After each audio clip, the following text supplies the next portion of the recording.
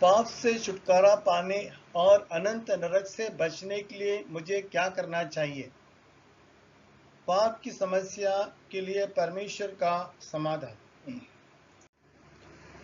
मनुष्य के जीवन में विभिन्न प्रकार के समस्या होते हैं, जैसे बीमारी, नौकरी, विवाह, बच्चे, वित्त, शिक्षा, व्यवसाय और भी बहुत कुछ। इन्हीं समस्याओं को हल करने के में मनुष्य अपना पूरा जीवन व्यतीत कर देता है, लेकिन सब जब वे मर जाते हैं तो ये सभी समस्या अस्थायी शारीरिक समस्या समाप्त हो जाते हैं। लेकिन हम में से प्रत्येक के पास एक सबसे बड़ी सामान्य और शाश्वत समस्या है, और वो है पाप की समस्या। मनुष्य इस समस्या को नजरअंदाज कर देता है, लेकिन यह समस्या मृत्यु पर समाप्त नहीं होगी। यह समस्या हम सभी को मरने से पहले स्वयं को हल करने की आवश्यकता है, अन्यथा हमें हमेशा के लिए नरक में शाश्वत के लिए भुगताना होगा।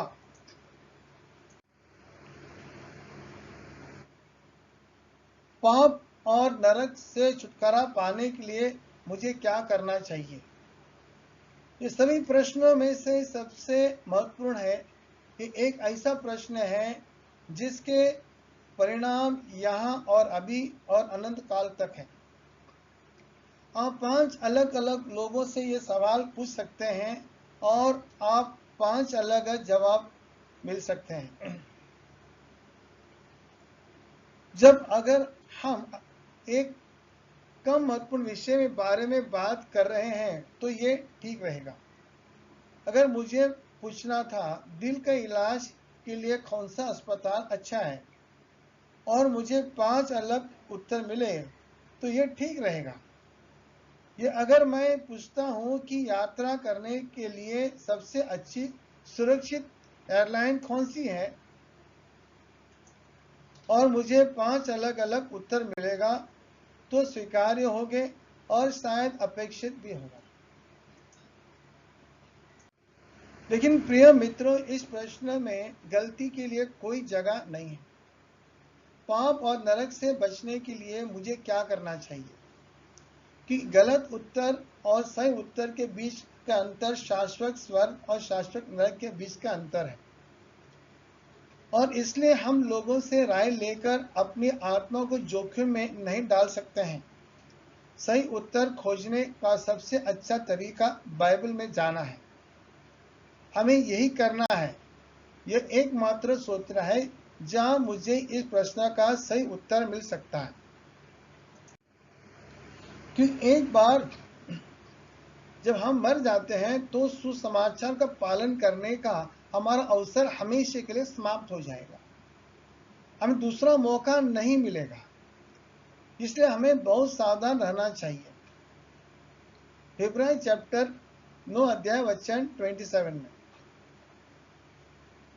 और जैसा मनुष्य के लिए एक बार मरना है और उसके बाद न्याय होना नियुक्त है, हम सभी एक ही बार मरेंगे और हम जरूर मरेंगे और हम अचानक मरेंगे। हमें दूसरा बार हमें मौका कभी मिलेगा नहीं आने के लिए संसार अपनी तैयारी करने के लिए। इसलिए जो हम तैयारी करना है हमें अभी करना है। इसलिए हमें किसी पे भरोसा रख के तैयारी नहीं करना चाहिए, ना अपने खुद की समझ सारा ले तैयारी नहीं करना चाहिए। द्वितीय वचन 3 अध्याय वचन 5 से 6 पढ़ेंगे। तो अपनी समझ का सारा न लेना, संपूर्ण मन से यहोवा पर भरोसा रखना, उसी का स्मरण करके सब काम करना, तब वो तेरी सीधा मार्ग निकालेगा। हम अपने समय सारा मत लेना, मुझे ऐसा लगता है, मैं अच्छा हूं, ये इस तरह मत लेना। हम संपूर्ण परमेश्वर का सारा लेना चाहिए, उसको याद करना चाहिए और वो हमारे सही मार्ग निकालेगा। दूसरे, हमें मानव निर्मित भ्रामक धार्मिक स्थान और उसके झूठे सिद्धांत पर भरोसा नहीं करना चाहिए।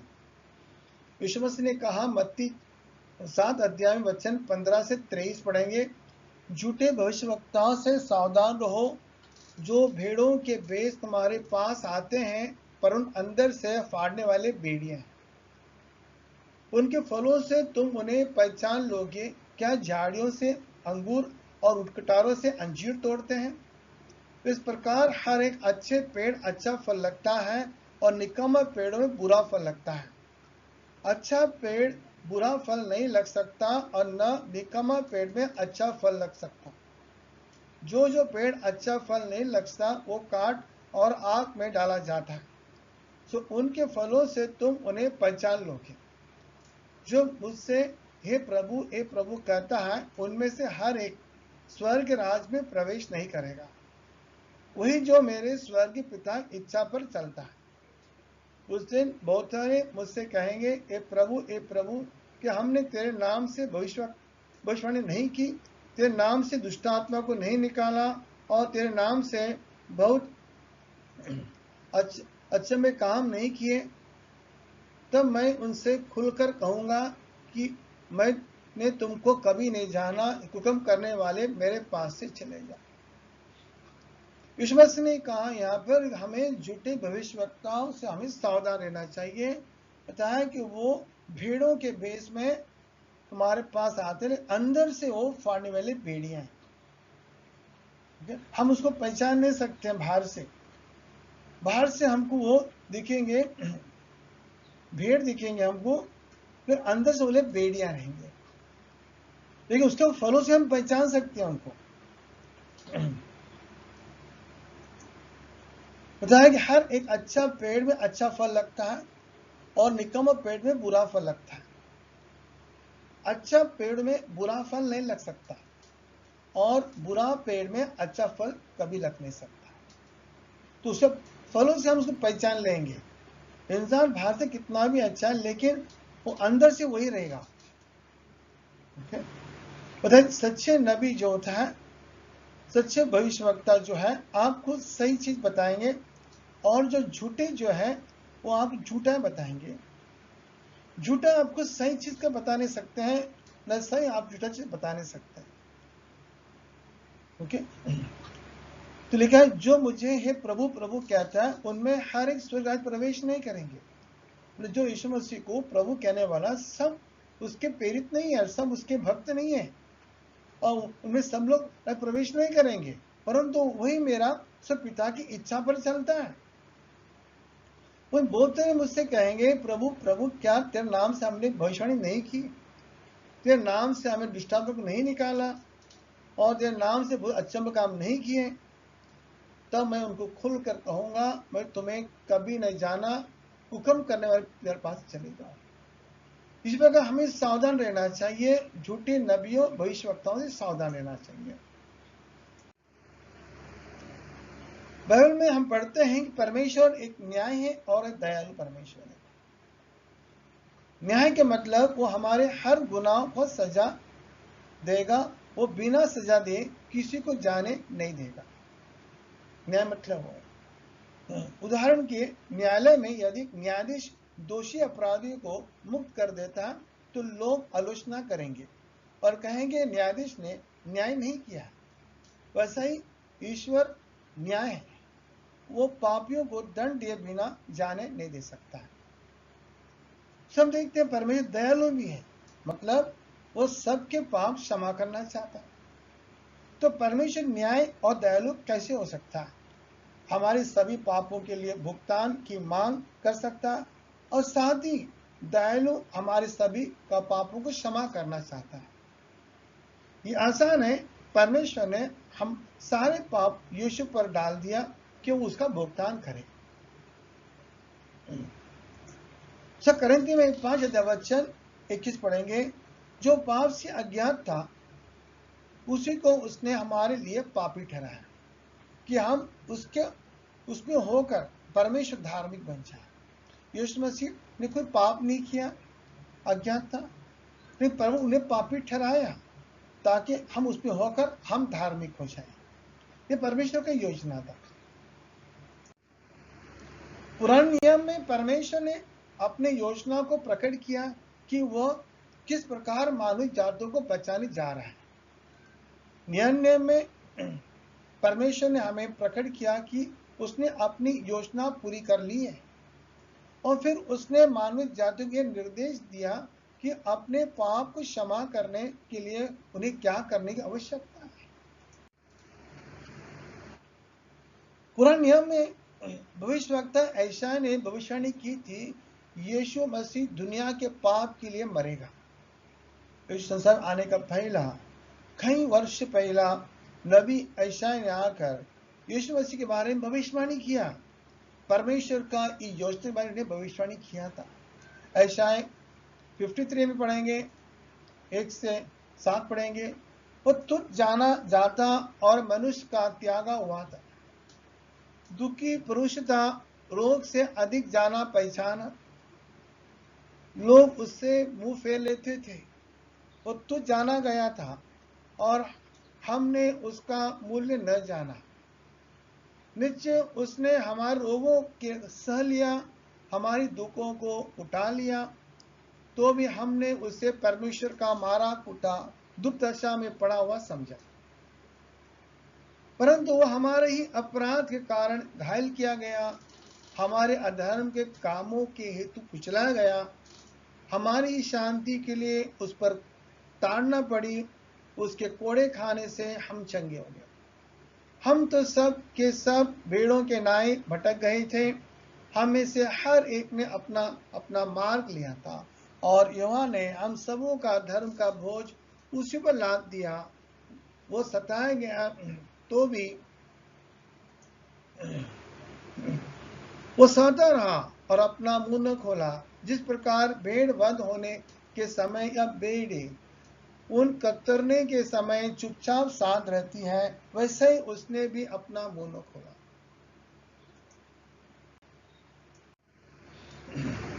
फिर 8 से 12 पढ़ेंगे।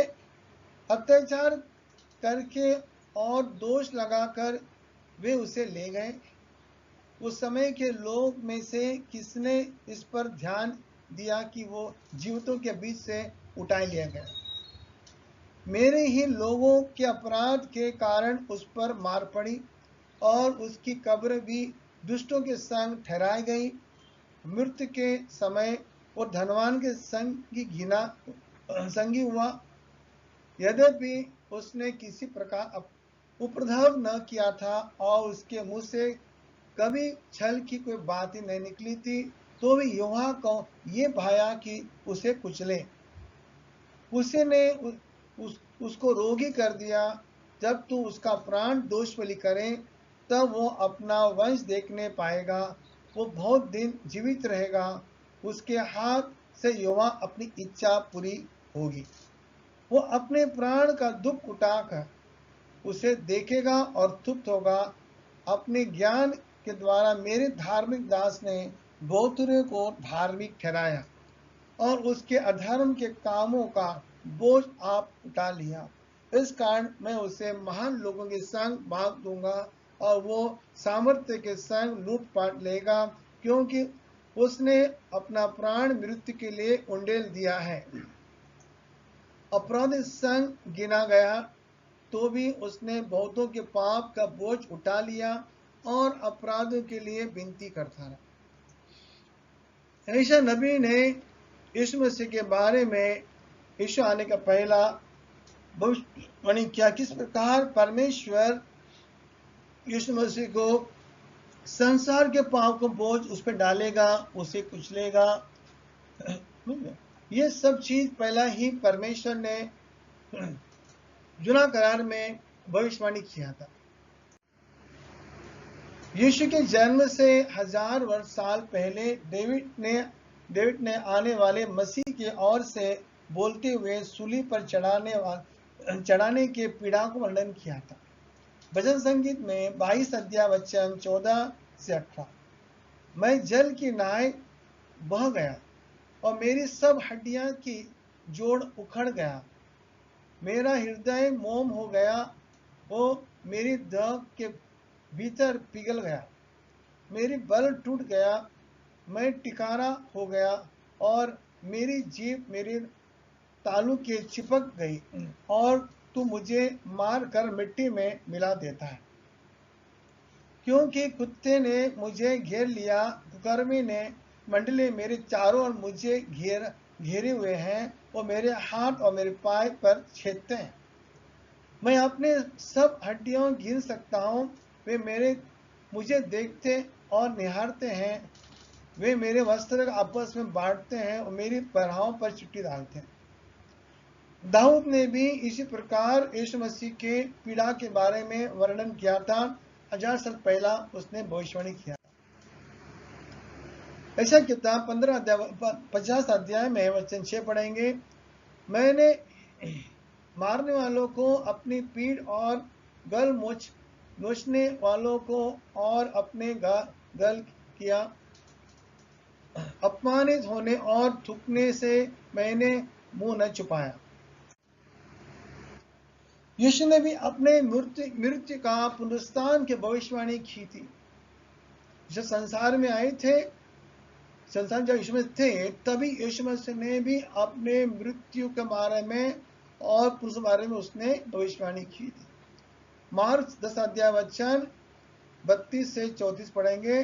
तो वो फिर उन 12 को लेकर उनसे वे बातें कहने लगा जो उस पर आने वाली थी, कि देखो हम यरूशलेम को जाते हैं और मनुष्य का पुत्र महायाजक और शास्त्रियों के हाथ पकड़वाया जाएगा और वे उसको घात के योग ठहराएंगे और अन्य जाति के हाथ में सौंपेंगे और वे उसको ठट्टे में उड़ाएंगे और उस पर थूकेंगे और उससे कोड़े मारेंगे और उसे घात करेंगे और तीसरे दिन बाद वो जी उठेगा। यीशु मसीह ने अपने मृत्यु अपने पुनरुत्थान के बारे में यीशु मसीह ने महीने से बताया था कि मेरा इस प्रकार वो लोग मुझे करेंगे ऐसा। तो हम देखते हैं कि यीशु इस प्रकार यीशु मसीह को क्रूस पर मारा गया, उसको कुचलाया गया, उस पर कांटे का मुकुट पहनाया गया, जलील किया गया और उसको क्रूस पर लटका के उसको मार डाला। तो हम देखते हैं यीशु मसीह मारा गया, फिर उसको दफनाया गया, उसको बाद तीसरा दिन वो फिर से पुनरुत्थान हुआ। यीशु ने अपने मृत्यु की पुनरुत्थान भविष्यवाणी को पूरा किया। लूका किताब में आएंगे 24 अध्याय में वचन 44 से 46 पढ़ेंगे। फिर उसने उनसे कहा, ये मेरी वो बातें हैं जो मैंने तुम्हारे साथ रहते हुए तुमसे कही थी। ये अवश्य है कि जितने बातें मूसा और व्यवस्था के भविष्यवक्ताओं भजनों की पुस्तक में मेरे विषय में लिखी है वो पूरी हो। यानी यीशु मसीह जब मरने के बाद पुनरुत्थान हुआ, उसने सारी बातें जो लिखा गया था, भविष्यवक्ताओं लिखा गया था, भजन संगीत में लिखा गया था, मेरे विषय में लिखा गया था, वो पूरी हो। उसने पूरा किया उसको। तब उसने पवित्र शास्त्र बुझने के लिए उनके समझ खोल दी और उनसे कहा, ये लिखा है कि मसीह दुख उठाएगा और तीसरे दिन मरे हुए से जी उठेगा। तो जो भविष्यवाणी किया गया यीशु से आने से पहले, यीशु में सारे जो भविष्यवाणी था उसने यीशु पूरा करके यीशु मसीह ने बताया था, उसे साबित किया कि सारे मेरे बारे लिखा गया था वो सब पूरी हो गए। कई भविष्यवक्ताओं के द्वारा पुराने नियम में यीशु मसीह के मृत्यु और पुनरुत्थान भविष्यवाणी की गई थी। इसके भविष्यवाणी स्वयं यीशु मसीह ने अपने मृत्यु से पहले की थी। रोमन इतिहासकारों द्वारा प्रलिखित किया गया था, जो यीशु मसीह में विश्वास नहीं करते थे। यहूदी इतिहासकारों द्वारा प्रलिखित किया गया, जो यीशु मसीह पर ईश्वर का पुत्र है में विश्वास नहीं करते थे। यह चारों सुसमाचार प्रारंभिक चश्मदीद गवाह द्वारा उनके करीबों शिष्यों के द्वारा प्रलिखित किया गया। इस तत्व को कोई नकार नहीं सकता। यानी यीशु मसीह के मृत्यु उसका पुनरुत्थान के बारे में कोई नकार नहीं सकता है कि वो पूरी। हम पढ़ते हैं सुसमाचार बाइबल पढ़ते हैं कि जो चश्मित गवाह हैं उन लोग ने किया, जो विश्वास नहीं करते थे उन लोग ने भी इसका जिक्र किया। अभी भी इस दुनिया में कुछ ईसाई विरोधी धर्म संस्था है जो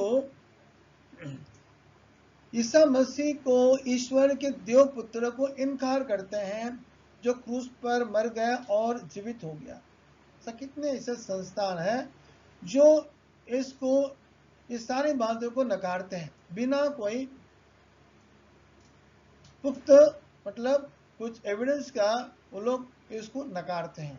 हम देखते हैं पूरे हमारे पास जो है पूरा उसका एविडेंस जो है वो साबित करता है कि यीशु मसीह किस प्रकार क्रूस पर मारा गया था।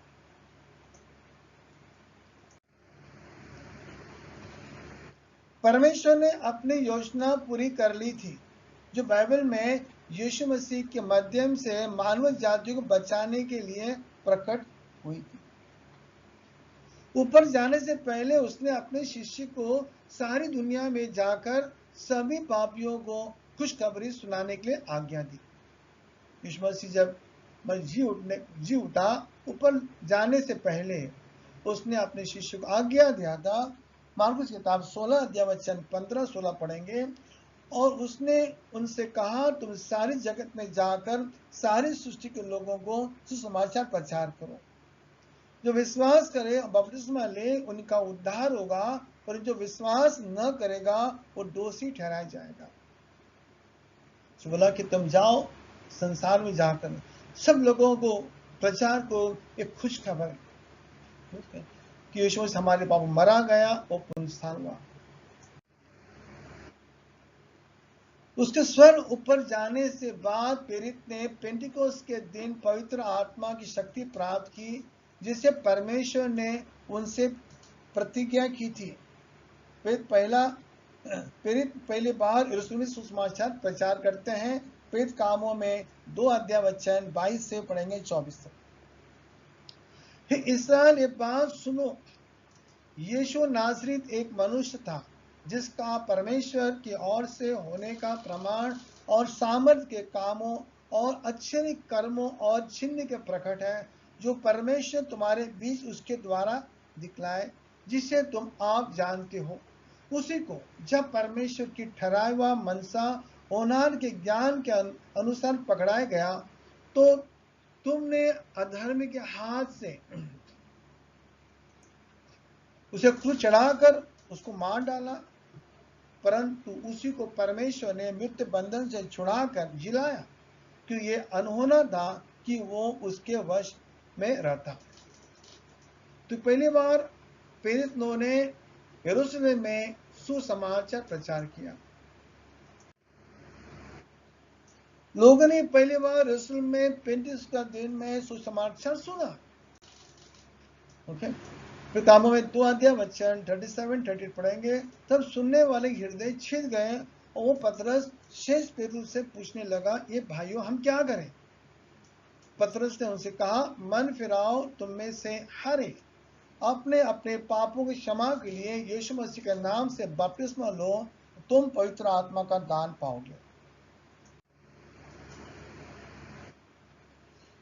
ये सभी पीढ़ी के लिए परमेश्वर का विधि है, पाप छुटकारा पाने के लिए और अनंत नरक से बचने के लिए। कामों में 2 अध्याय वचन 39 से 41 पढ़ेंगे।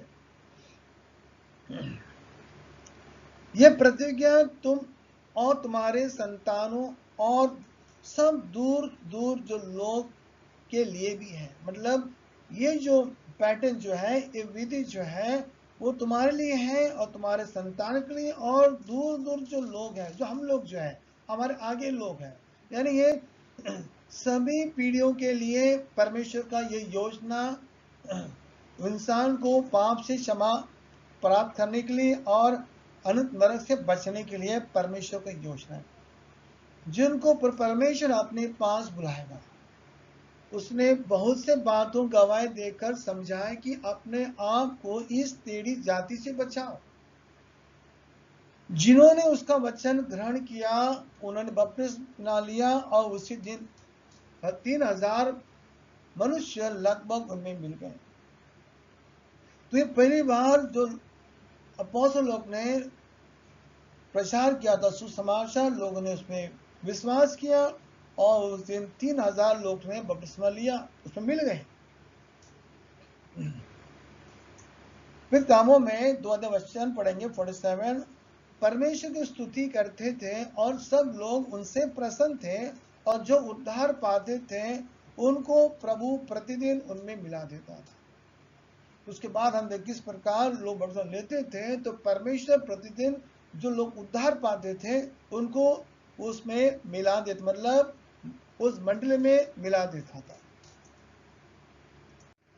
और अगर मैं आज बचा जाने वाला हूं तो यह वही पैटर्न होगा जो वे बाइबल में थे, क्योंकि आप देखते हैं लोगों को बचाने वाली परमेश्वर की योजना नहीं बदली है। और प्रश्न यह है, परमेश्वर लोगों से क्या अपेक्षा की कि वे नए नियम के समय में अपने पापों और नरक से छुटकारा पाने के लिए करें। मित्रों, जब हम नए नियम पढ़ते हैं और विशेष रूप में प्रेरित के काम की पुस्तक जो परिवर्तन की पुस्तक है, हम देखते हैं कि सभी परिवर्तन बिल्कुल सामान्य है। आज दुनिया भर में अलग अलग संप्रदाय के चर्च है, मुक्ति पाने के लिए एक अलग तरह के मानव निर्मित सिद्धांत का अभ्यास करते हैं जो नए नियम के सिद्धांत से विपरीत है।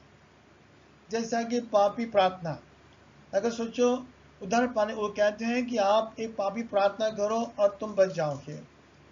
कोई कहते हैं सिर्फ विश्वास करो और तुम बच जाओगे।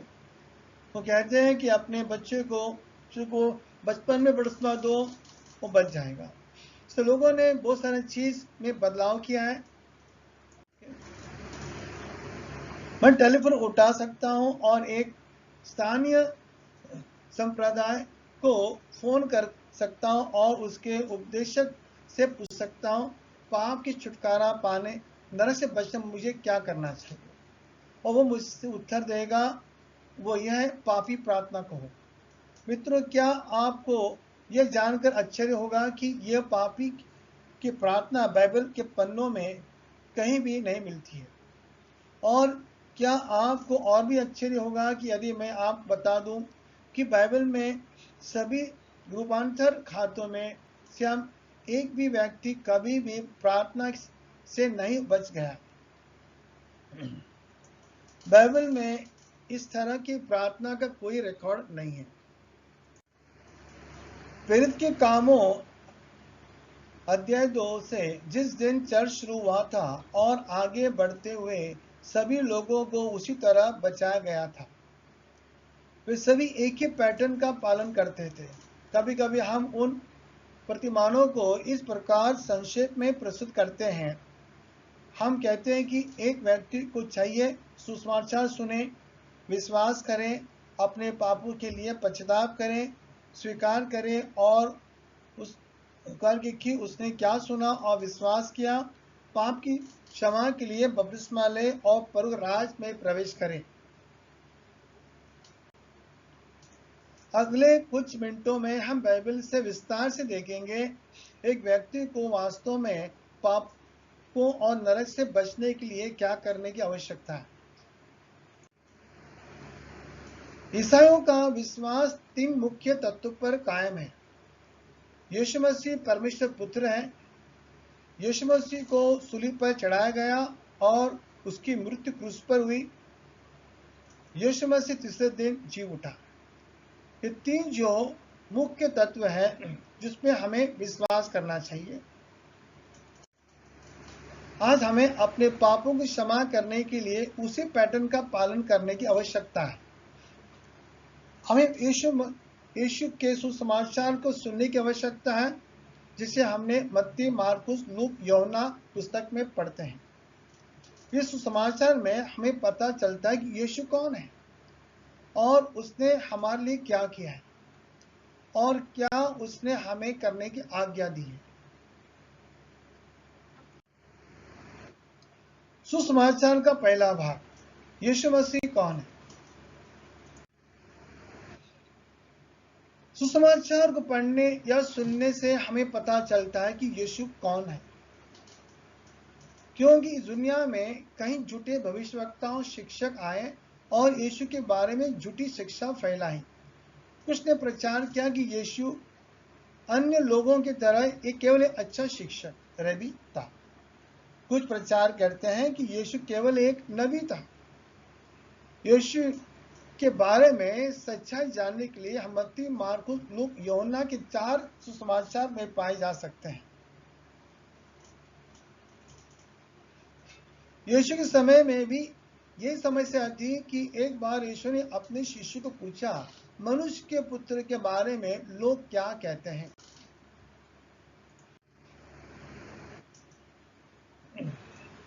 मत्ती किताब 16 अध्याय वचन 13 से पढ़ेंगे 17 तक। जब यीशु कैसरिया फिलिप्पी क्षेत्र में आया तो उसने अपने चेलों से पूछा, लोग कहते हैं कि मनुष्य का पुत्र कौन है? उन्होंने उत्तर दिया, कुछ लोग यूहन्ना बपतिस्मा देने वाला कहते हैं और अन्य एलिया कहते हैं और फिर भी अन्य यिर्मयाह कहते और भविष्यवक्ता में से एक है, लेकिन तुम्हारा क्या है? उसने पूछा, तुम क्या कहते हो कि मैं कौन हूं? शिमोन पतरस ने उत्तर दिया कि तू जीवित परमेश्वर पुत्र मसीह है।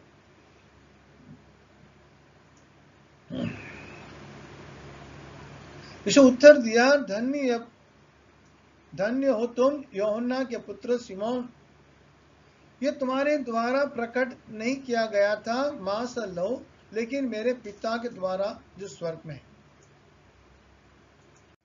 इस संसार में जब थे तो वही समस्या था, यीशु कौन है? कौन कहते कि वो यिर्मयाह थे, कौन कहते नबी है, कौन ये। पूछा, तुम क्या कहते हो, मैं कौन हूं? तो सिमोन पत्र ने कहा कि आप तो जिन परमेश्वर का पुत्र है। बोला उसको, ये बात तुझे मनुष्य ने बताया है, मास्टर ने बताया आपको, मेरा पिता ने आपको बताया।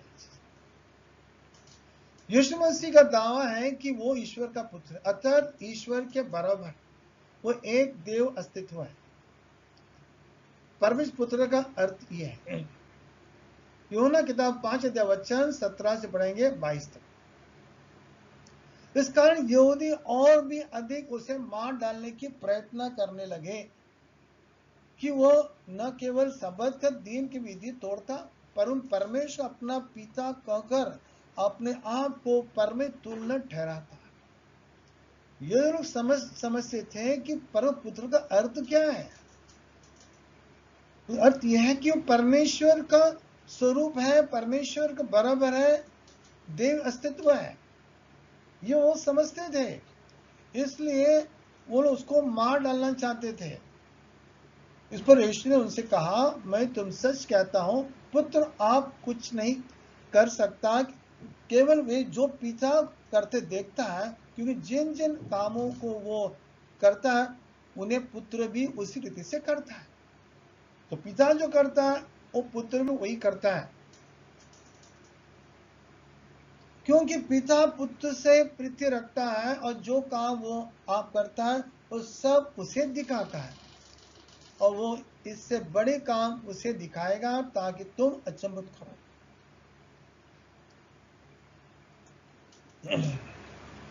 क्योंकि जैसा पिता मरे हुए से को जिलाता है, वैसे पुत्र भी जिन्हें चाहता है उन्हें जिलाता है। पिता किसी का न्याय नहीं करता, पर न्याय करने का सब काम पुत्र को सौंप दिया।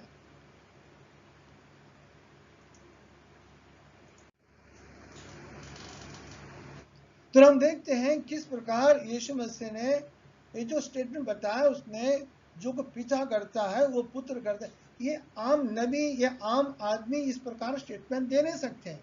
वही दे सकता है जो ईश्वर का स्वरूप में है, वही दे सकता है। यूहन्ना किताब 5 अध्याय पढ़ेंगे, 23-24 पढ़ेंगे। इसलिए कि जब लोग जिसे पिता का आदर करते हैं वैसे वो पुत्र के भी आदर करें। जो पुत्र का आदर नहीं करता वो पिता जिसने उसे भेजा आदर नहीं करता। मैं तुमसे सच सच कहता हूं, जो मेरा वचन सुनकर मेरे भेजने वाले पे प्रीति रखता है, अनंत जीवन उसका है और उस पर दंड की आज्ञा नहीं होती, परंतु वो मृत्यु पार होकर जीवन में प्रवेश कर चुका है। आगे इस बताया 25 से 29, मैं तुम सच सच कहता हूं, वो समय आता है, अब भी है, जिसमें मृत्यु परमेश्वर का पुत्र के शब्द सुनेगा और जो सुनेगा वो जिएगा, क्योंकि जिस रीति से पिता अपने आप को जीवित रखता है उसी रीति से उसने पुत्र को भी अधिकार दिया कि अपने आप को जीवित रखे, वर्णन उसे न्याय करने का भी अधिकार दिया, इसलिए कि वो मनुष्य का पुत्र है। इससे अच्छा मत करो, क्योंकि वो समय आता है जितने कब्र में हैं उसके सब सुनकर निकल आएंगे। जिन्होंने भलाई की वे जीवन के पुनरुत्थान के लिए जी उठेंगे, जिसने बुराई की और दंड पुनरुत्थान की जी उठेंगे। तो हम पढ़े, अभी जो वचन पढ़े हम लोग ने 5 अध्याय में पढ़े हैं, ये जो स्टेटमेंट नेशन बताया, ठीक है, तो ये सारे स्टेटमेंट जो है ये आम आदमी या कोई आम नबी या कोई व्यक्ति स्टेटमेंट दे नहीं सकता है। ये वही दे सकता है तो वो कुछ अस्तित्व है, जो डिविनिटी है वही बता सकता है। और ये लोग जानते थे, पर पुत्र लोग जानते थे, इसलिए वो लोग उसको मार डालना चाहते थे।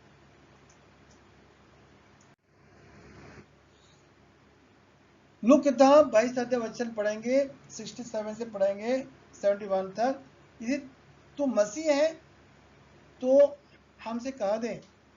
उसने उनसे कहा, यदि मैं तुमसे कहूं तो तुम प्रत्युत्तर नहीं करोगे, यदि पूछ तो तुम उत्तर नहीं देंगे, परंतु अब से मनुष्य का पुत्र सर्वशक्तिमान परमेश्वर के दाहिनी ओर बैठा है। इस पर सब ने कहा, तो क्या तू प्रभु का पुत्र है? उसने उनसे कहा, तुम आप ही कहते हो, क्योंकि मैं हूं। तब उन्होंने कहा, अब हमें गवाही का कोई प्रयोजन है, क्योंकि हमने आप उसके मुंह से सुना है। तो यीशु मसीह ने कहा था कि वो परमेश्वर पुत्र है, और ये बातें जो है यहूदी लोग समझते थे वो क्या कहना चाहता है, इसलिए वो उनको मार डालने चाहते थे। यूहन्ना 10 अध्याय वचन पढ़ेंगे, 29 से पढ़ेंगे 33 तक। मेरे पिता जिसने उन्हें मुझे दिया है वो सबसे बड़ा है, और कोई उन्हें पिता के हाथ से छीन नहीं सकता। मैं और मेरा पिता एक है। यहूदी ने उसको पत्थर करने के लिए फिर से पत्थर उठाए। इस पर यीशु ने उनसे कहा कि मैंने तुम्हें अपने पिता की ओर से बहुत से भले काम दिखाए हैं, उनमें से किस काम के लिए तुम मुझे पथराव करते हो? यहूदी ने उसको उत्तर दिया कि तू भले काम के लिए हम तुझे पथराव नहीं करते, परंतु परमेश्वर की निंदा करने के कारण, इसलिए कि तू मनुष्य होकर अपने आप को परमेश्वर बनाता है।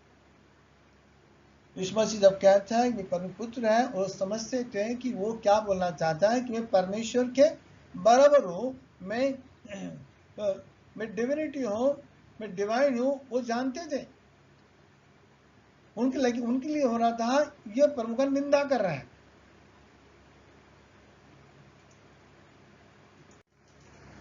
नबी डैनियल ने यीशु के देवत्व के बारे में भविष्यवाणी की। डैनियल चैप्टर 7 अध्याय वचन 13-14 पढ़ेंगे। मैंने रात में सपने में देखा, और देखो मनुष्य के संतान सा कोई आकाश से बादलों समेत आ रहा है। वो उस अति प्राचीन के पास पहुंचा और उसको वे उसके समीप पाला। तब उसको ऐसी प्रभुता, महिमा, राज दिया गया, देश देश जाति के लोग और भिन्न भिन्न भाषा बोलने वाले सब उसके अधीन हो। उसकी प्रभुता सदा तक अटल, और उसका राज्य अविनाशी ठहरेगा। नबी डैनियल ने यीशु मसीह का प्रभुता के बारे में पहला भविष्यवाणी किया था। मोक्ष पाने के लिए किसी को ये विश्वास करने की आवश्यकता है कि यीशु मसीह ईश्वर का पुत्र है, मतलब ईश्वर के बराबर जैसा ईश्वरी होना। यूहन्ना किताब 8 वचन पढ़ेंगे 24 में, इसलिए मैं तुमसे कहा कि तुम अपने पाप में मरोगे। यदि तुम विश्वास न करोगे कि मैं वही हूं तो अपने पाप में मरोगे।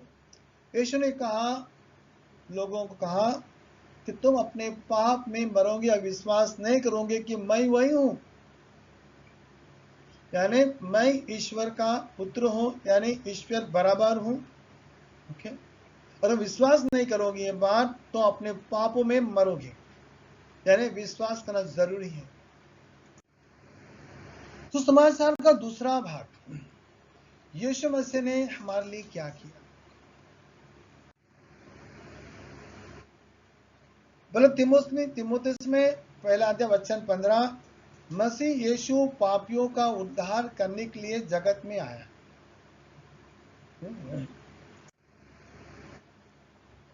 पापी कौन है, कौन पापी है?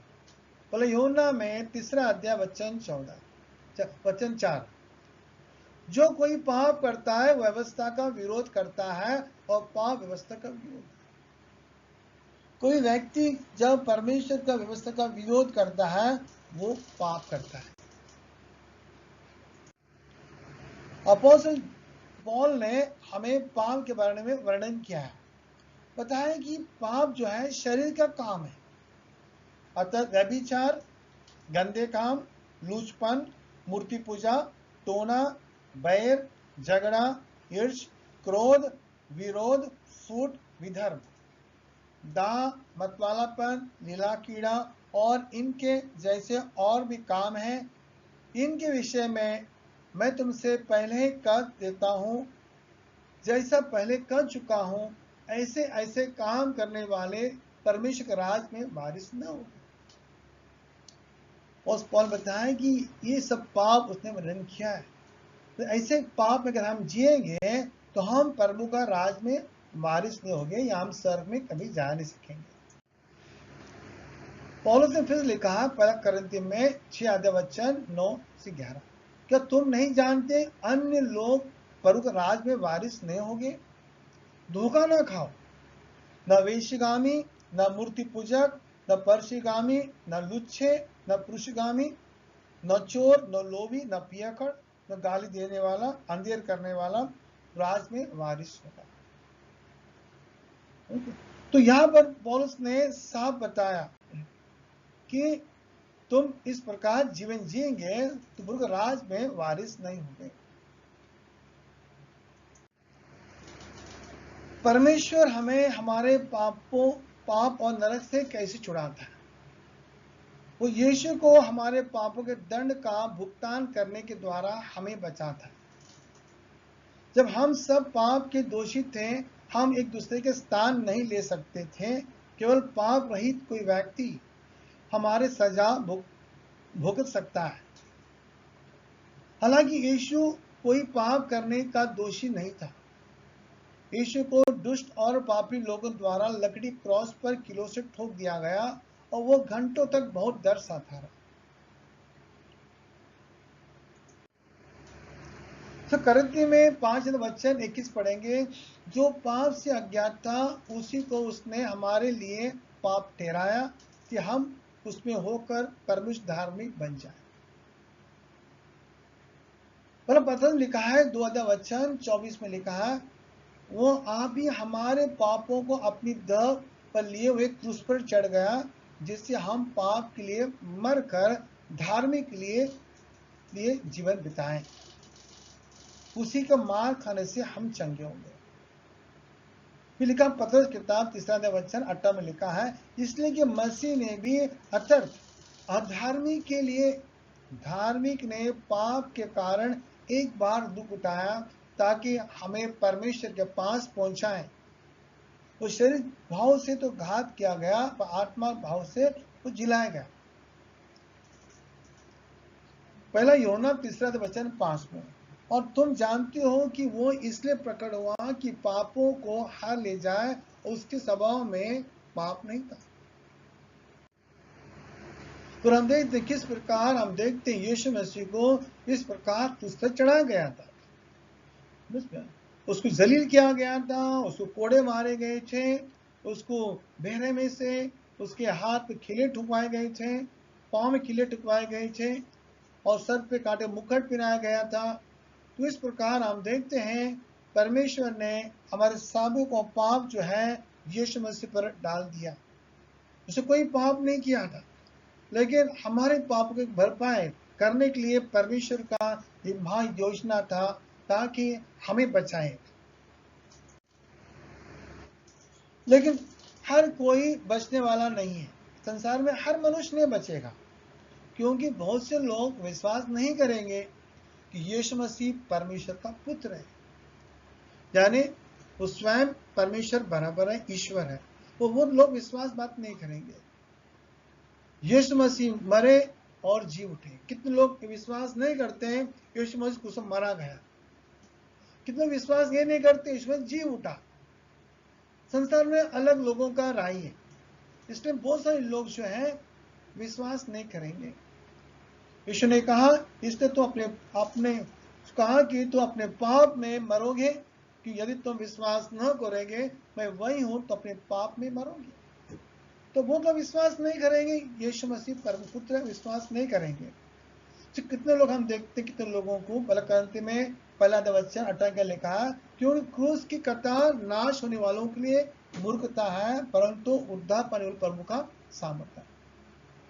तो लोगों के लिए एक क्रूस कथा है, उनको झूठ लगता है, मूर्खता लगता है। तो किसके लिए? जो संसार नाश होने वाले लोग हैं उनके लिए ये मूर्ख की बातें हैं, लेकिन जो उद्धार पाने वाला है उनके लिए प्रभु का सामर्थ्य है। तो ये जो दो इंपॉर्टेंट बता आपको मैं, यीशु प्रभु का पुत्र है, यीशु हमारे पापों में मारा गया और पुनरुत्थान हुआ। ये बातें बहुत लोग संसार विश्वास नहीं करेंगे। और हमें उद्धार पाना है, हमको पाप की क्षमा प्राप्त करना है, उद्धार पाना है, नरक से बचना है। तो हमें ये बातें, तीन बातें जो है, यीशु प्रभु पुत्र है, कुछ मरा गया और वो जी उठा, ये हमें विश्वास करना जरूरी है। पहला कदम है सुसमाचार सुनना। कोई भी व्यक्ति नहीं बच सकता यदि वो सुसमाचार को नहीं सुनता। यानी ये सुसमाचार सुनना सबसे इंपॉर्टेंट बात है। यीशु ने कहा था, जाओ और सुसमाचार प्रचार करो।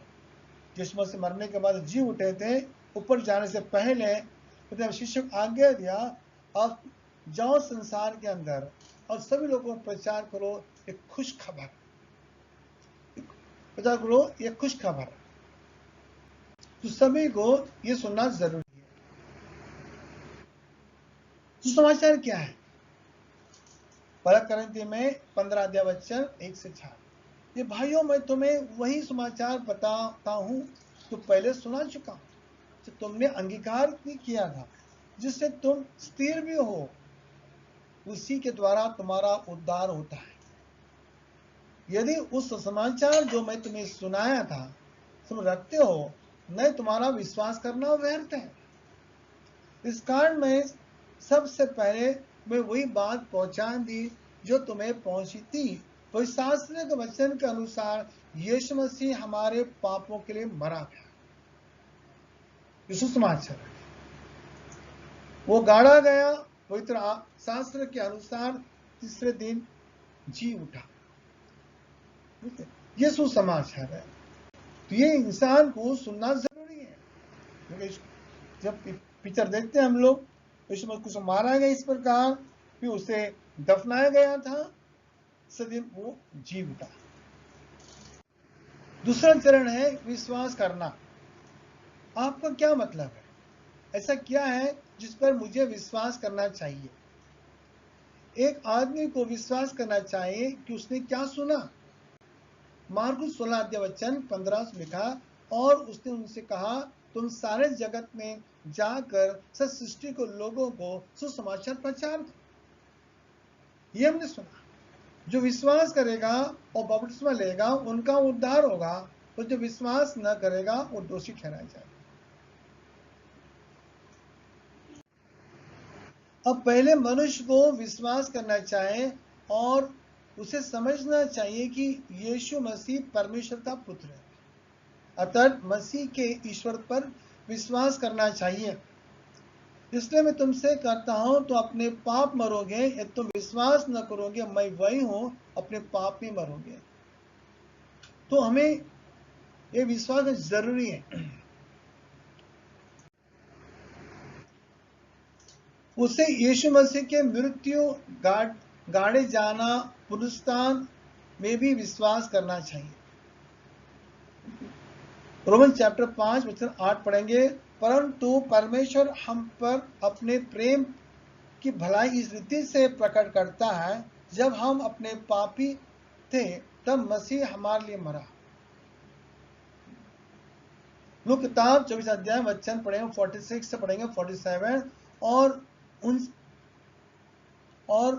उनसे कहा, ये लिखा है मसीह दुख उठाए और तीसरे दिन मरे हुए से जी उठेगा। यरूशलेम से लेकर सब जातियों मन फिराव का और पाप क्षमा का प्रचार उसी का नाम से किया जाएगा। बताया कि यीशु मसीह दुख उठाएगा और तीसरे दिन मरे हुए से जी उठेगा। तो यह विश्वास जरूरी है कि यीशु हमारे पापों के मरा गया, वो गाड़ा गया, पुनरुत्थान हुआ। यरूशलेम को लेकर सब जाति में मन फिराव का, पाप क्षमा करने का उसी के नाम से प्रचार किया जाएगा। इसलिए मनुष्य को मसीह के ईश्वर के विश्वास करना चाहिए। उसे मसीह के मृत्यु, गाड़े जाने, पुनरुत्थान के विश्वास करना चाहिए। तीसरा चरण, हमें पाप के लिए पश्चाताप करना चाहिए। प्रेरित के कामों अध्याय 2 में जो लोग पेंटिकोस्ट दिन उपस्थित थे, वे उसी प्रश्न का उत्तर जानना चाहते थे जिस पर हम आज चर्चा कर रहे हैं। वो यह है, उद्धार पाने के लिए मुझे क्या करना चाहिए। जब लोगों ने सुना था सुसमाचार, तब लोग ने प्रश्न पूछा था कि भाई हम क्या करें। प्रेरित कामों में 2 अध्याय वचन 37। जब सुनने वालों की हृदय छिद गए और वे पतरस से पूछने लगा, ये भाई हम क्या करें। पतरस ने उनको से कहा, मन फिराओ और तुम में से हर एक अपने अपने पापों की क्षमा के लिए यीशु मसीह के नाम से बपतिस्मा ले, तो तुम पवित्र आत्मा का दान पाओगे। अब हमें यह समझना जरूरी है कि पश्चाताप क्या है। पश्चाताप में 3 चीज शामिल है। पश्चाताप में मन का परिवर्तन या सोच में बदलाव। पहला स्टेज में यह आता है कि पश्चाताप मतलब मन के परिवर्तन होना चाहिए, तो सोच का बदलाव। यीशु ने उदाहरण के से स्पष्ट कर दिया इसका मतलब क्या है। मत्ती किताब 21 अध्याय वचन 28 से पढ़ेंगे 29। तुम क्या समझती हो, किसी मनुष्य के 2 पुत्र थे। उसने पहले इसके पास जाकर कहा, पुत्र आज दाख के बारे में काम कर। उसने उत्तर दिया, मैं नहीं जाऊंगा, परंतु पीछे पछता कर गया। तो हम देखते हैं, पहले मैं नहीं जाऊंगा, बाद में वो पछता कर काम करने गया। अब आप अर्थ देखते हैं, उसने कहा मैं नहीं जा रहा हूं, लेकिन फिर उसने अपना मन बदल लिया। पश्चाताप का यह पहला कदम है। मन बदलना सबसे इंपॉर्टेंट है। ओके। दूसरा हम देखते हैं, पश्चाताप में ईश्वरी दुख शामिल है। पश्चाताप होने के लिए अंदर दुख होना चाहिए, ईश्वरी दुख आना चाहिए। दूसरा कोरिन्थियों में 7 अध्याय वचन 10, कि परमेश्वर का भक्ति का शोक ऐसा पश्चाताप उत्पन्न करता है जिसका परिणाम उद्धार है, और फिर उससे पछताना नहीं पड़ता। संसारिक शोक मृत्यु उत्पन्न करता है। पौल लिखता है कि परंतु भक्ति का शोक ऐसा उत्पन्न करता है। इसलिए जब मैं सुसमाचार सुनता हूं, तो मुझे पता चलता है कि ईश्वर मुझसे कितना प्यार करता है, कि उसने अपने पुत्र यीशु को मेरे पापों के लिए क्रूस पर मरने के लिए दे दिया। तो हम परमेश्वर का प्रेम देखते हैं, इससे हमारे अंदर एक भक्ति का दुख उत्पन्न होता है, शोक उत्पन्न होता है। ओके, पहला यूहन्ना 4:10, प्रेम इसमें नहीं कि हमने प्रभु से प्रेम किया, पर इसमें है कि उसने हमसे प्रेम किया और मेरे पापों के प्रायश्चित के लिए अपने पुत्र को भेजा। प्रेम इसमें।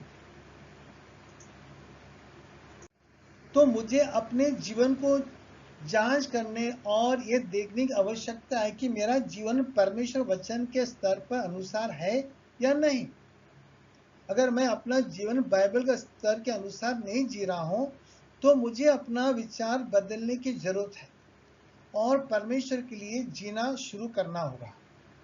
वास्तव में ईश्वरीय दुख मुझे अपना विचार बदलने के लिए प्रेरित करेगा।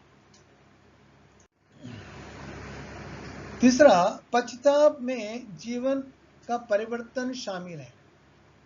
अब कभी कभी इसे पश्चाताप का फल कहा जाता है। दुष्शब्द में, अगर मैंने मन ही मन पछताया तो आप इसे मेरे जीवन में देखेंगे। उदाहरण के लिए, यदि ईश्वरीय दुख ने मुझे चोरी करने के लिए पश्चाताप करने के लिए प्रेरित किया है, तो मैं अब और चोरी नहीं करना जा रहा हूं। अगर मैंने इसके बारे में अपने आप को विचार बदल दिया है, तो मैं ऐसा दोबारा नहीं करूंगा। मेरा जीवन में बदलाव है। तब पश्चाताप को मन का परिवर्तन है, जो ईश्वरीय दुख से उत्पन्न होता है, जिसके परिणाम जीवन में परिवर्तन होता है। मत्ती किताब 3:8, सो मन फिराओ, योग फल लाओ, यीशु ने यूहन्ना बपतिस्मा ने कहा है। चरण 4 में मनुष्य को वो स्वीकार करना चाहिए जो उसने सुना है और विश्वास किया है। रोमन चैप्टर 10:9 और 10, कि यदि तुम अपने मुंह से यीशु को प्रभु जानकर स्वीकार करें, अपने मन में विश्वास करें कि वो परमेश्वर ने उन्हें मरे हुए से जिलाया, तो तुम निश्चय उद्धार पाओगे। क्योंकि धार्मिकता के लिए मन पर विश्वास किया जाता है, उद्धार के लिए मुंह से अंगीकार किया जाता है। प्रेरित कामों में 8 पढ़ेंगे हम। जब फिलिप्पुस कुछ खोजे को सुसमाचार सुना रहा था, प्रेरित कामों में 8 36 पढ़ेंगे 37 तक। मार्ग में चलते चलते वे किसी जल की जगह पहुंचे, तब खोजे ने कहा, देख यहाँ जल है, अब मुझे बपतिस्मा लेने के लिए कौन रोक सकता है? फिर उससे कहा, यदि तू सारे मन से विश्वास करता है तो हो सकता है। उसने उत्तर दिया कि मैं विश्वास करता हूं कि यीशु परमेश्वर पुत्र है। तो चौथा चरण देखते हैं कि इंसान को मुंह से अंगीकार करना चाहिए उसने क्या सुना है, उसने क्या विश्वास किया है। तो आपको सुसमाचार सुनना है और फिर आपको विश्वास करना होगा कि आपने क्या सुना है, जो आपको अपना मन बदलने की और पश्चाताप करने का कारण बनता है। और फिर आपको स्वीकार करते हैं कि आप जो सुना है, जो उस पर विश्वास करते हैं। 5वां चरण है, मनुष्य को बपतिस्मा लेना चाहिए। बपतिस्मा शब्द जो है ग्रीक शब्द बैप्टिजो से आया है। इसका शाब्दिक अर्थ है दुखी। प्रेरित के समय में लोगों को बपतिस्मा दिया जाता था, इसलिए अब उसी पैटर्न का पालन किया जाता है।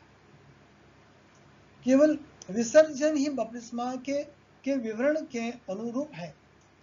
पानी छिड़काना या डालना बपतिस्मा बाइबल आधारित नहीं है। बपतिस्मा आज्ञाकारिता का कार्य है। जब हम परमेश्वर समाचार और प्रत्येक पर विश्वास करते हैं, उसके बाद हम उसके वचनों का पालन करते हैं। करने के बाद परमेश्वर अपना प्रतिज्ञा पूरा करते हैं। सही परमेश्वर तरीका बपतिस्मा।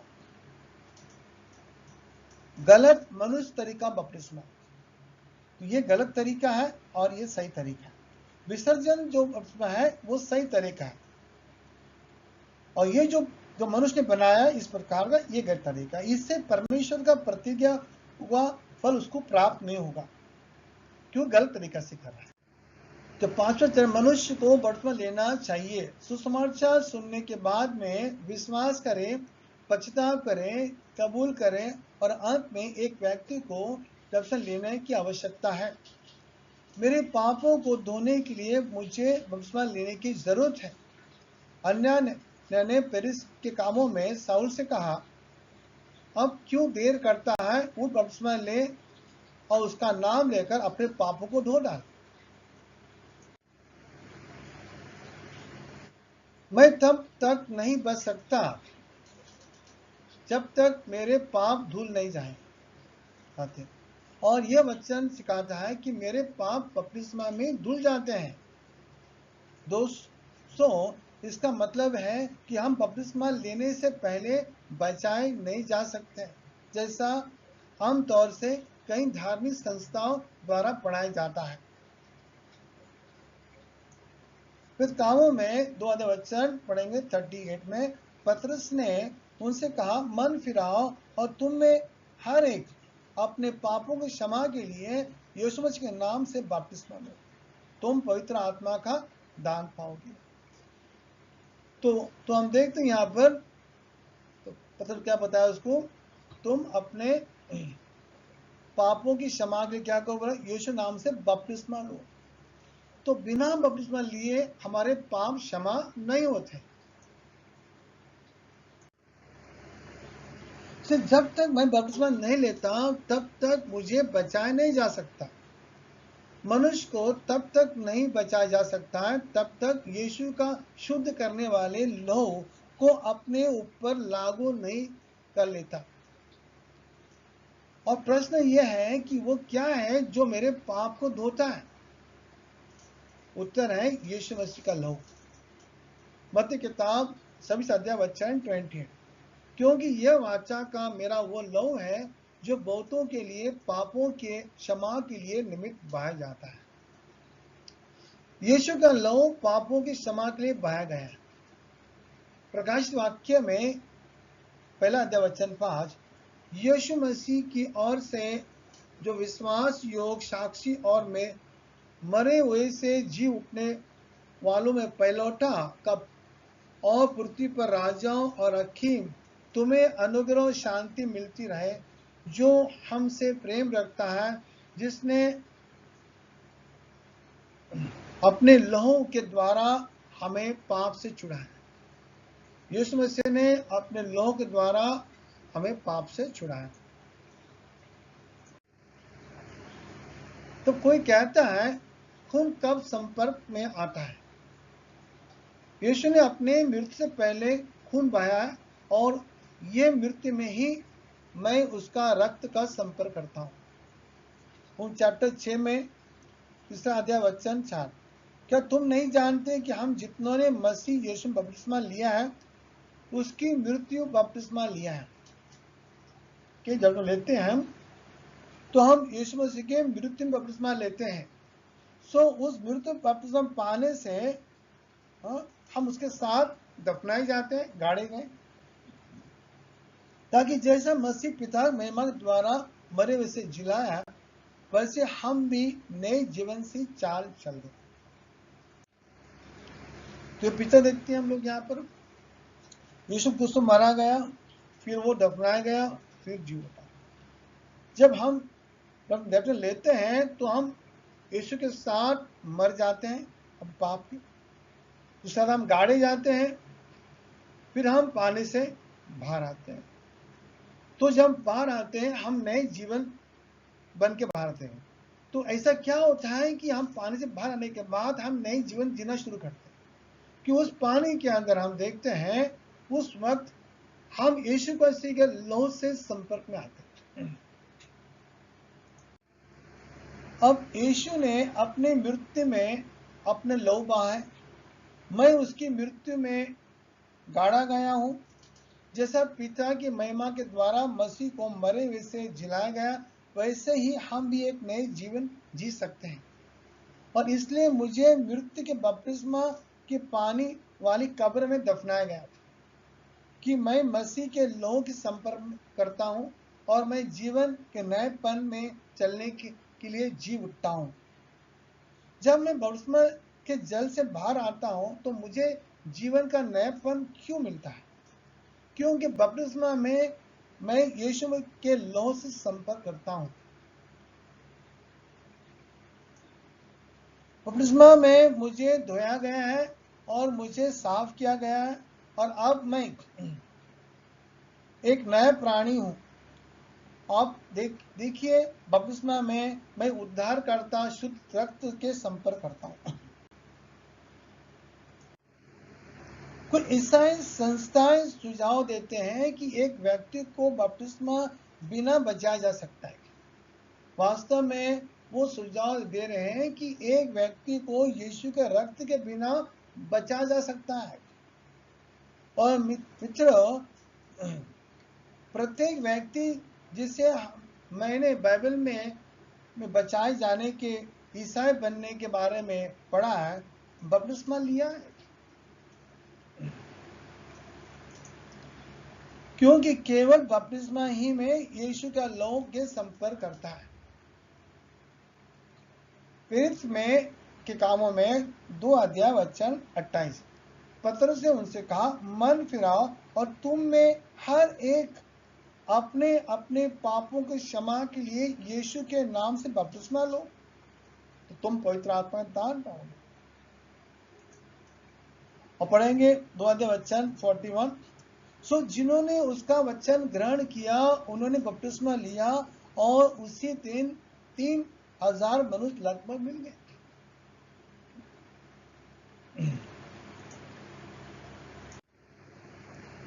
तो हम देखेंगे, उदाहरण देखेंगे बाइबल में, तो लोगों ने बपतिस्मा लिया था, उस पर पढ़ेंगे। इथोपियन खोजे के परिवर्तन के बारे में प्रेरित के कामों में 8 वचन 36 से पढ़ेंगे 38, मार्ग में चलते चलते किसी जल की जगह पहुंच, तब खोजे ने कहा, देख यहाँ जल है, अब मुझे बपतिस्मा लेने में क्या रोका है? फिलिप्पुस ने कहा, यदि तू सारे मन से विश्वास करता है तो यह हो सकता है। उसने उत्तर दिया, मैं विश्वास करता हूं कि यीशु मसीह परमेश्वर का पुत्र है। तब उसने रथ खड़ा करने और आज्ञा दी और फिलिप्पुस और खोजे दोनों जल से उतरे और उसने उन्हें बपतिस्मा दिया। बपतिस्मा कोई जरूरी नहीं है, तो हम इतने रिकॉर्ड देखते हैं बाइबल के अंदर कि यरूशलेम में 3000 लोगों ने बपतिस्मा लिया था। और अपोस्तल उनको क्यों दिया उनको? हम उदाहरण देखेंगे, समरया में लोगों का धर्म परिवर्तन। प्रेरित के में कामों में 8 वचन 5 पढ़ेंगे, और फिलिप्पुस समरया नगर में जाकर लोगों के में मसीह का प्रचार करने लगा। फिलिप्पुस प्रेरित कामों में 8 में 12 पढ़ेंगे, परंतु जब उन्होंने फिलिप्पुस के प्रति की और जो परलोक का राज्य और यीशु मसीह का नाम सुसमाचार सुनता था, तो लोग क्या पुरुष क्या स्त्री बपतिस्मा लेने लगे। कोरनेलियस का परिवर्तन देखेंगे, प्रेरित कामों में 10 वचन पढ़ेंगे, 47 48 पढ़ेंगे। इस पर प्रेरित पतरस ने कहा, क्या कोई जल की रोक कर सकता है कि ये बपतिस्मा न पाए जिन्होंने हमारी नहीं पवित्र आत्मा पाया है? और उसने आज्ञा दी कि उन्हें यीशु को मसीह के नाम से बपतिस्मा दिया जाए। तो यहां पर हम देखते हैं कोरनेलियस के बारे में। कोरनेलियस के जो परिवार के लोग ने, उनका ना पवित्र आत्मा आ गया था, जिस प्रकार अपोस्तल के साथ इस प्रकार आया था, तो फिर भी उनको पानी देना पड़ा, जरूरी था। ओके, तो बताया कि उस पर पतरस ने कहा क्या कोई जल की रोक कर सकता है कि ये बपतिस्मा न पाए? को रोक सकते हैं इनको, जिन्होंने हमारी नाहे पवित्र आत्मा पाया और उसने आज्ञा दी कि उन्हें यीशु के नाम से बपतिस्मा दिया जाए। पवित्र आत्मा के आने के बाद में भी उनको बपतिस्मा दिया गया है, को नकार नहीं सकता है। लुदिया के परिवर्तन पर पढ़ेंगे, फिर कामों में 16 अध्याय वचन 14-15 पढ़ेंगे। और लुदिया नामक तुआतीरा नगर के बेजाने कपड़े बेचने वाली एक भक्त स्त्री सुनती थी और प्रभु ने उनका मन खोला ताकि पौलुस की बात पर चित लगाए, और तब उसने अपने घराने समेत बपतिस्मा लिया। फिर पढ़ेंगे हम लोग जेलर और उसके परिवार के परिवर्तन पढ़ेंगे, कामों में 16 वचन 33। और रात को उसी घड़ी उसने उन्हें ले जाकर उनके घाव धोए और उसने अपने सब लोगों को समेत तुरंत बपतिस्मा लिया। और साउल का आप पढ़े हैं कि पहले कामों में 22 वचन 16 में लिखा है, अब क्यों देर करता है, वो बपतिस्मा ले और उसका नाम लेकर अपने पापों को धो डाल। तो हम कई उदाहरण देखते हैं, बाइबल में देखते हैं कि लोगों ने बपतिस्मा लिया है, बपतिस्मा को दिया है।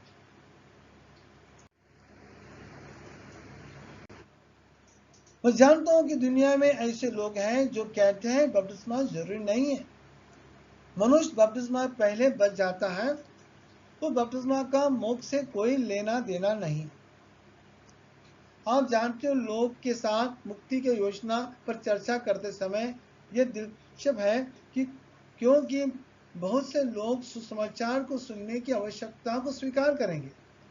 अतः कुछ लोग स्वीकार करेंगे कि एक व्यक्ति को सुसमाचार पर विश्वास करना चाहिए, कहीं पश्चाताप स्वीकार करेंगे और आपको स्वीकार करने की आवश्यकता पर कुछ तर्क मिलेगा।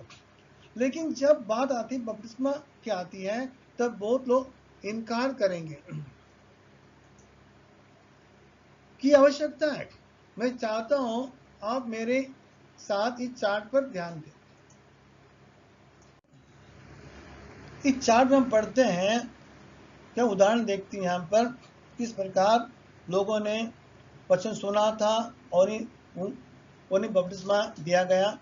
हम पढ़ते हैं, पहला यरूशलेम देखते हैं, पिंडी को दिन में लोगों ने वचन सुना था, उस दिन 3000 लोग ने बपतिस्मा लिया। और समरे गांव में देखते हैं, लोगों ने वचन सुना, बाद में लोग ने बपतिस्मा लिया। फिर यूनो खोजा ने वचन सुना परमेश्वर का, उन्हें बपतिस्मा लिया। फिर सौल ने वचन सुना परमेश्वर का, उन्हें बपतिस्मा लिया। कोरिन्थियन मंडली को कोरिन्थियन परिवार ने भी वचन सुना परमेश्वर का, उन लोग ने बपतिस्मा लिया। लीडिया घराने ने भी वचन सुना परमेश्वर का, उन्हें बपतिस्मा लिया। जेलर ने भी, हम देखते हैं किस प्रकार उसने वचन सुना परमेश्वर का, तो परिवार ने बपतिस्मा लिया। और कोरिन्थियन मंडली में हम देखते हैं, मंडली में हम देखते लोगों ने वचन सुना, बपतिस्मा लिया। तो ये सारी हम देखते हैं जो गवाह हम देखते हैं, एविडेंस हम देखते हैं, यहाँ पर उदाहरण देखते हैं, हम लोगों ने वचन सुना और लिया। तो कई संस्था किस कारण उन लोग ये कहते हैं कि बपतिस्मा लेना जरूरी नहीं है।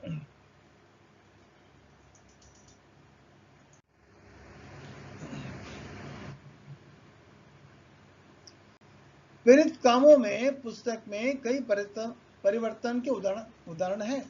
वास्तव में हमने उन लोगों के 9 अलग अलग खातों में सूचीबद्ध किया गया है जो सुसमाचार का पालन करते हैं, जो ईसाई बन गए। मैं चाहता हूं कि आप ध्यान दें कि मुक्ति का योजना के प्रत्येक चरण पर विशेष रूप में हर बार उल्लेख नहीं किया गया। मैं चाहता हूं कि आप इस बात पर ध्यान दें कि भले ही अंगीकार करने की आज्ञा परमेश्वर के द्वारा उद्धार पाने के लिए दी गई है, अधिक बार प्रत्येक मार्ग पर इसका विशेष रूप में उल्लेख नहीं किया गया जाता है। और ये बात हम पश्चाताप के बारे में भी कह सकते हैं, लेकिन मैं चाहता हूं कि आप बपतिस्मा के पर ध्यान दें। उन 9 खातों में से प्रत्येक के विषय में रूप में बपतिस्मा के उल्लेख किया गया है।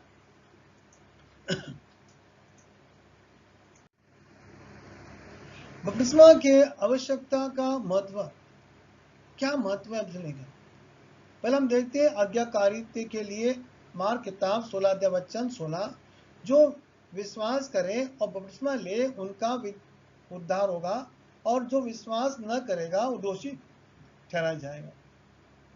तो पहला हम कारण देखते हैं कि दंड लेने के बारे में, कि हमें प्रभु आज्ञा का पालन करते हैं हम लोग, हमारे पापों को धोने के लिए।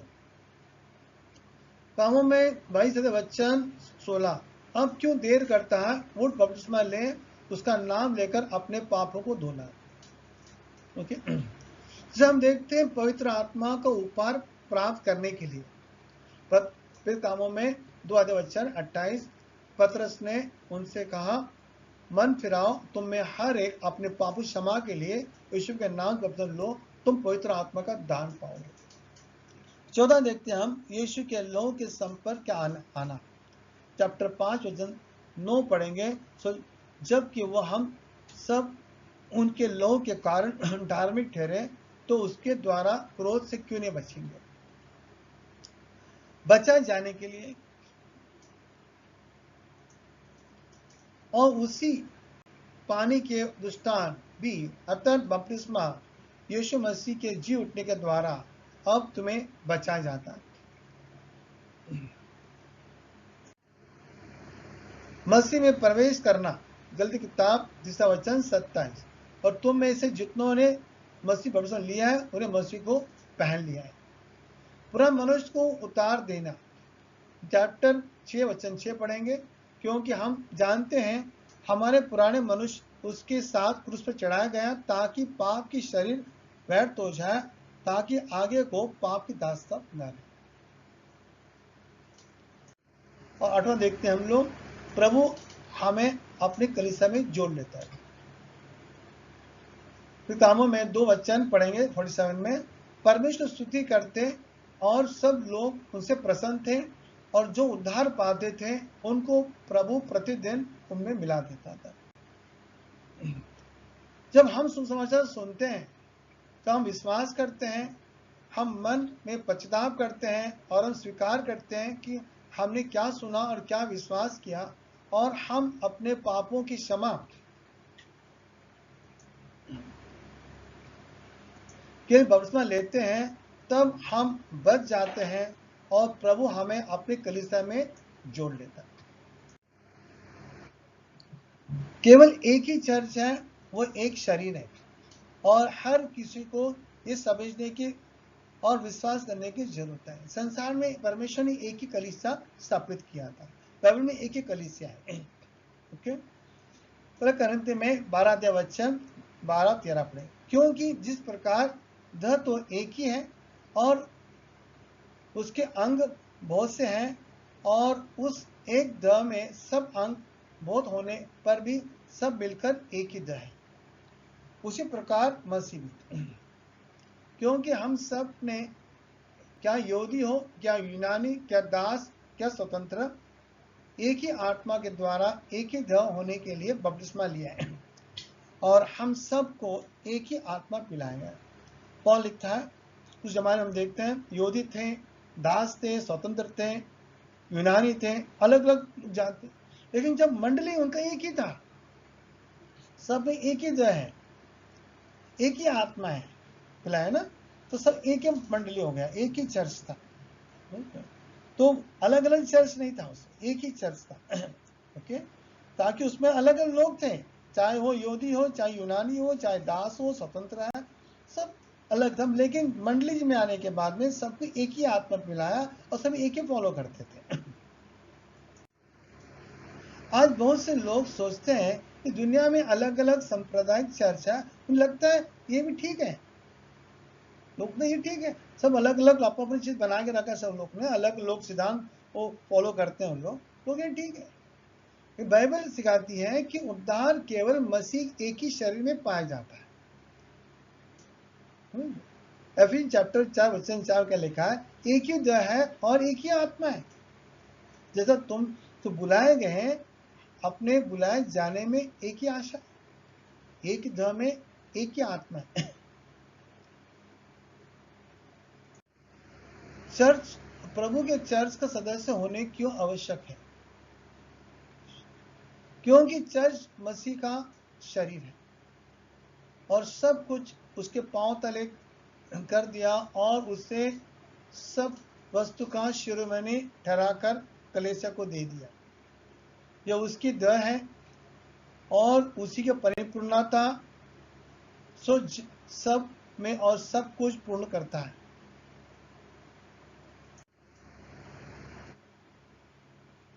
अभी चैप्टर 5 अध्याय वचन 23-25 पढ़ेंगे। मसीह शरीर के मुख्य और उद्धारकर्ता दोनों है, क्योंकि पति पत्नी का सिर है जैसा मसीह कलीसिया का सिर है, और आप ही देह का उद्धार करता है। जैसा कलीसिया मसीह का अधीन है, वैसा ही पत्नी हर बात में अपने पति के अधीन रहे। ये पत्नियों अपनी पत्नी में प्रेम रखो, जैसा मसीह ने कलीसिया से प्रेम रखा, उसने अपने आप को उसके लिए दे दिया। पौलुस ने यहाँ पर पति पत्नी और मसीह कलीसिया के एग्जाम्पल दिया, मतलब पति पत्नी कैसा रहना चाहिए। जैसा मसीह और कलीसिया है उसी प्रकार पति पत्नी रहना चाहिए। जैसा मसीह कलीसिया का सर है, तो उसी प्रकार जो है पति भी है पत्नी का सर है। okay?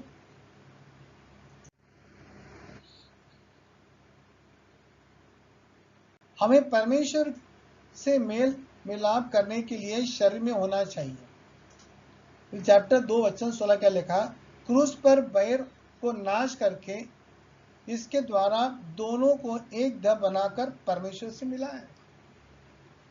ओके, शरीर में नहीं है तो प्रभु के मेल मिलाप नहीं, मेल मिलाप नहीं, बचाया नहीं गया, इसलिए खो गया। तो हमें उसका शरीर में होना जरूरी है कि शरीर में होकर हम प्रभु से मेल करा सकते हैं। सदस्य का नाम स्वर्ग में लिखा है। इब्राहिम चैप्टर 12 वचन 23 क्या लिखा है? और लाखों स्वर्गदूत और उन पैलोटों की साधारण सभा कलीसिया जिनके नाम स्वर्ग में लिखे हुए हैं, सब न्याय परमेश्वर के पास और सिद्ध किए हुए धार्मिक की आत्मा है। यदि चर्च में नहीं तो सदस्य नहीं, सदस्य नहीं तो स्वर्ग में आपके नाम का कोई नामकरण नहीं है। प्रकाश वाक्य 20 में लिखा है 15 वचन, और जिन किसी का नाम जीवन पुस्तक में लिखा हुआ नहीं मिला वो आग की जेल में डाला गया।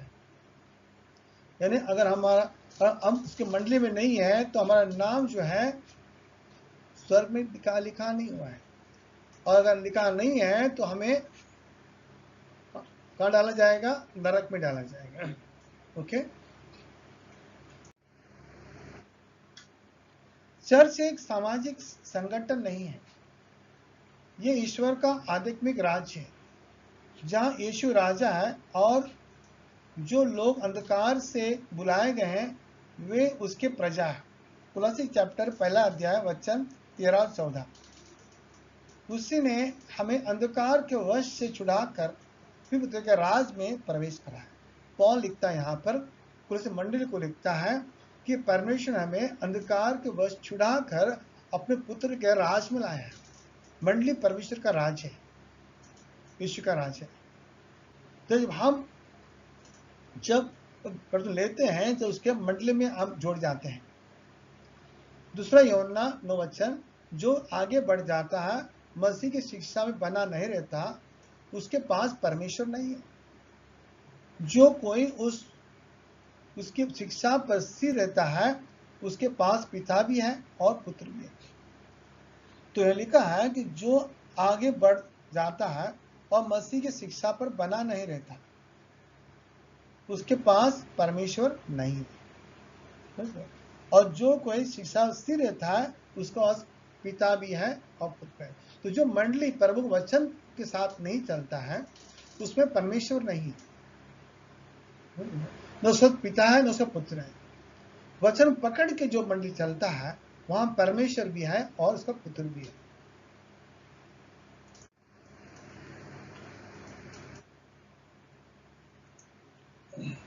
बचने के लिए मुझे क्या करना चाहिए? ये सभी प्रश्न से सबसे महत्वपूर्ण है।